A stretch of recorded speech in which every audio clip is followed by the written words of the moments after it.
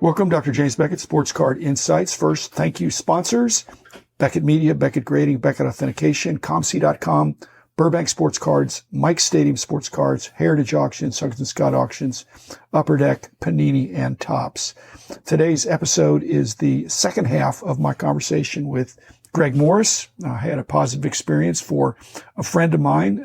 These were vintage cards that were ungraded and probably at the level where with current grading prices, it made more sense to sell them raw. And I thought Greg would be an excellent choice. It turned out well. I was pleased. My friend was pleased. There are other choices out there, but he was a good choice for this situation. So I wanted to find out a little bit more about his business. And so after the smoke cleared and everything had been resolved, we talked about not really that as much as just his business and some of the things he does in the hobby and compared notes, both of us being around for a while. So here's the rest of the conversation with Greg. Thanks, Greg, for your candor, and thanks, listeners, for listening in. Some people you just can't help. Okay, I understand it's a big thing to send your cards out for consignment for somebody you don't know, but we've seen lots of examples where people just don't make optimal decisions for themselves. And I used to get upset. I'd be like, why did they do that? It's like, we're here to make money. We're not a charity. But it's like giving it to an auction house, then I go in and buy it and make 40%. You would have made more just giving it straight to me. But those are the choices that people make. But it does. Yeah, it happens all the time that people want too much. And we try to offer consignment as an alternative. Consignment is always a little bit more tricky for us. It's always better to buy, not always cash flow wise, but customer service wise. A lot of consigners can be very challenging. Most of them are good and we work great together, but some just, they need their hand held. It's difficult and takes up a lot of our resources, but all we're trying to do is make people money. That's the only thing at the end of the day that we want to do. Well, I did a podcast about anytime you're the boss of anything, one of the big dilemmas that you have is who do you trust? And in your business, my businesses over the years, if you're not trusted, but my thought is in your business and what you're doing, the trust meter of some of the people in the hobby is messed up. They would rather trust a friend of a friend that has no feedback to speak of on eBay, as opposed to Greg Morris, who has 100,000 feedback, satisfied customers whom they've never met, but has all satisfied customers and is in the business of doing this.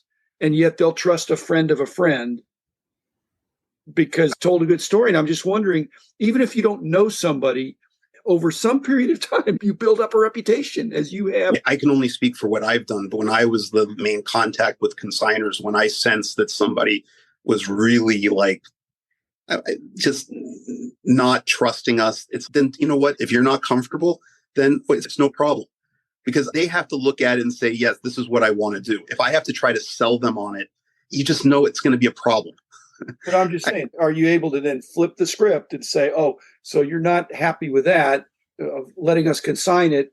How about we just buy it and we'd offer you this much, and then it's our problem, not yours. And you'll correct. And that happens.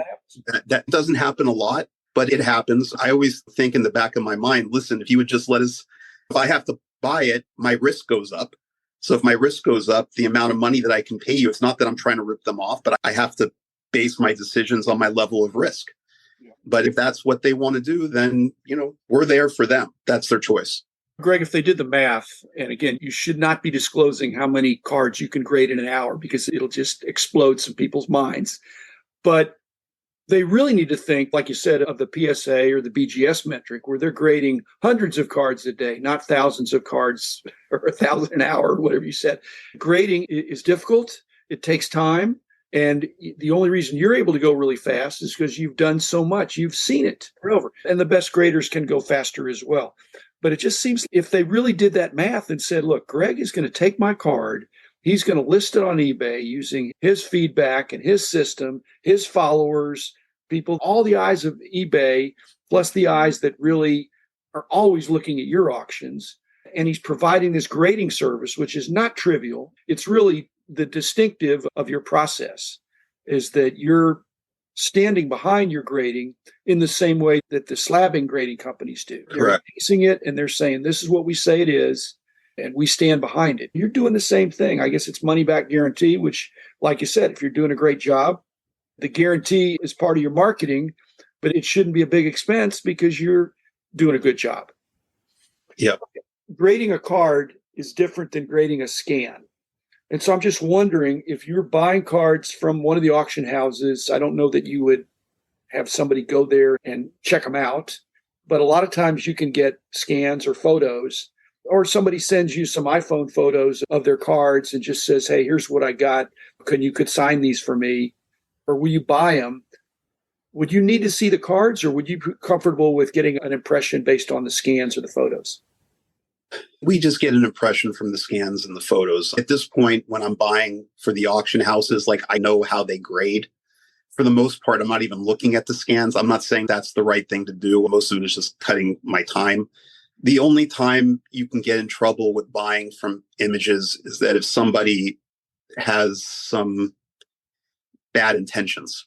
I know, because if somebody has hoarded a lot of cards that have real nice eye appeal, but have hidden flaws or are altered, and then they aggregate them and then try to dump them, you can get burned there. It's happened, but it's rare.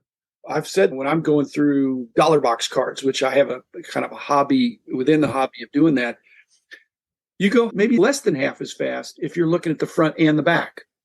And in most cards, vintage especially, when there's less back variations and things like that, you get a pretty good idea of the condition and you know what it is just from looking at the front of the card. Occasionally you got to flip one over. But if you flipped every card over, Greg, to check every micro problem on the back, you really couldn't build up a lot of speed. The graders have to do that. But eye appeal is not based on a blemish on the back. Do we have to cut corners? Yeah, we have to cut corners. And the back is something that we can miss. But again, I have to make a decision. The amount of times that something on the back will really harm the condition of the card is actually very low. It'll harm the condition in the technical grade. Exactly. Necessarily the presentation value of the. Correct. I think the hobby's moving more and more into that. But yeah. Again, do we miss stuff on the backs? Yes, but it's still a fairly rare occurrence. Usually the concerns that, at least when I was doing it, is there'd be wax on the back. I can feel it, right? As I'm going and I'm holding the card, I can feel the wax. Sometimes I could even feel like a wrinkle. 1 out of 10 cards from the 60s or 70s and 80s anyway, because of the wax packs. So they started making foil packs.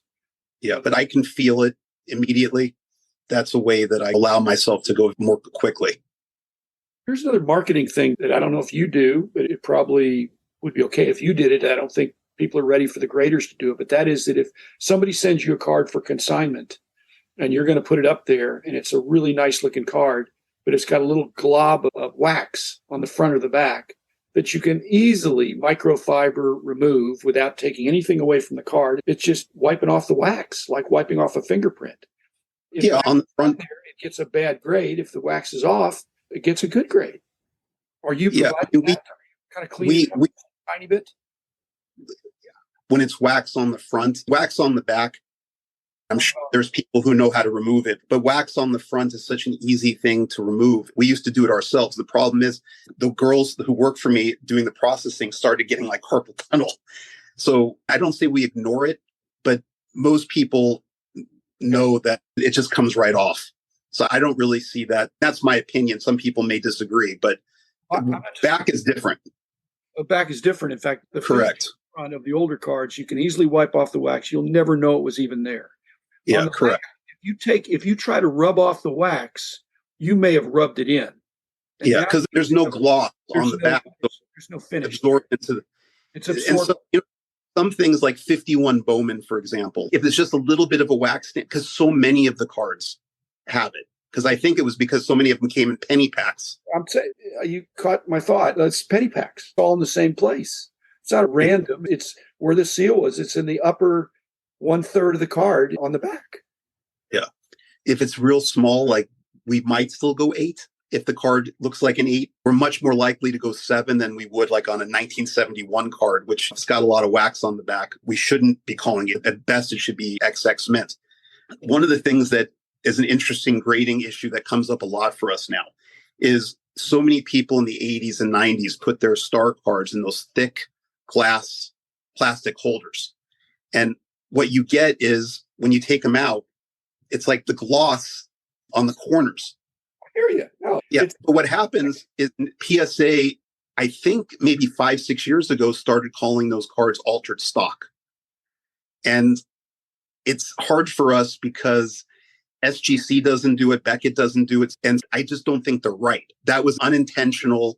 It's just a condition issue like anything else, versus somebody who tried to rub out a crease and they pressed, that's altered stock. It's just interesting because it comes up a lot, that particular issue, because so many cards were stored that way.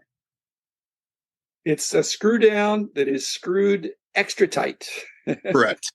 Yes. And it seemed, wow, that's really secure. But then you leave it in there for a decade and then try to unscrew it.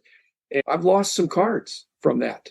Yeah. No, not cards that I did that to, because I hate those bulletproof, extra thick lucite's. Yeah. I got a collection from somebody, a distant relative said, can you help me sell these cards? And they were all in these huge screw downs. And I said, you will get more. He said, can you take them to the local show? And I said, I'm not going to take them in these. Number one, I've got about 50 pounds worth of these lucite's. I said, I'm going to unscrew them and make sure, because people will not pay full price because they're worried about that transfer. Moisture or anything could just, and I agree with you on PSA. I would hope BGS would treat that as surface damage, not some intentional alteration, but stuff happens. But yeah, when I removed the lucite from them, pretty much all of them were okay. Again, I think there have to be other conditions, or not that you have to spill orange juice on it or anything, but I lost a really good Clemente card. Not lost, but it's now slabbed authentic. Yeah.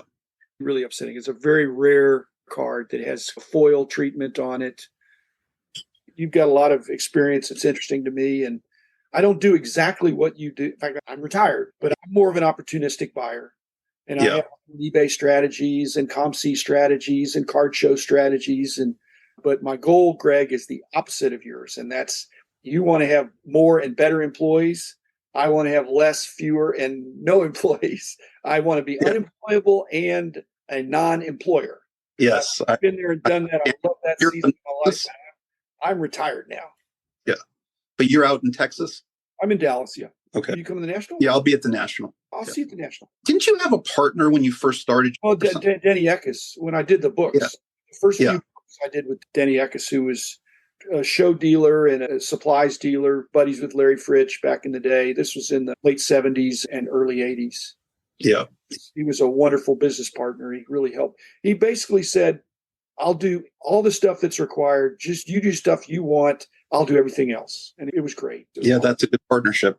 Everybody else wanted to say, hey, why don't you do it and I'll share the profits with you. The man in the